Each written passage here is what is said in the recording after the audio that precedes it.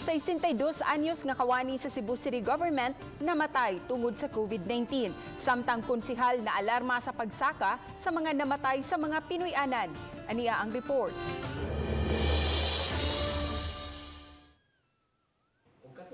Giklaro ni Konsehal Dave Tumulak nga wa sa City Hall building na assign ang kawani nga nagkalas gahapon adlaw tungod sa coronavirus disease. Gipahigayon usab ang contact tracing sa mga tawo nakauban sa COVID victim. Unang gidalas tambalanan ang kawani apan wa kini dayon maatiman kay napuno na ang mga tambalanan. Usa ni sa ka-empleyado sa Cebu City Government. Gani niadto pa ni siyang adlong Miyerkules sa buntag atong nadada sa mga hospital apan wa gyud mga bakante hangtod nga gisud na sad nato og BIC.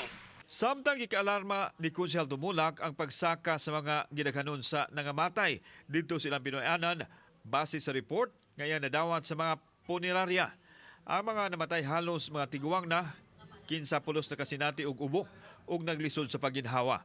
Matod ni Tumulak nga daghan ang nangasakit apan nangahadlok moadto sa ospital nga misangpot nga sa balay na lang nangamatay.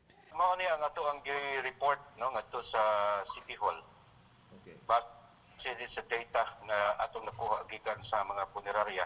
Okay. Na dunay mga nangamatay apan dili nimo maisip nga COVID gumikan kay wa lagi sila makatest og rapid test or sa PCR. Naano sila mamatay no sa ilahalang mga panimay. Okay. Pero makapaalarma kayo matod pa sa mga punerarya makapaalarma gumikan kay karon pa ni sila makasugat og ingon ini kadaghan ba.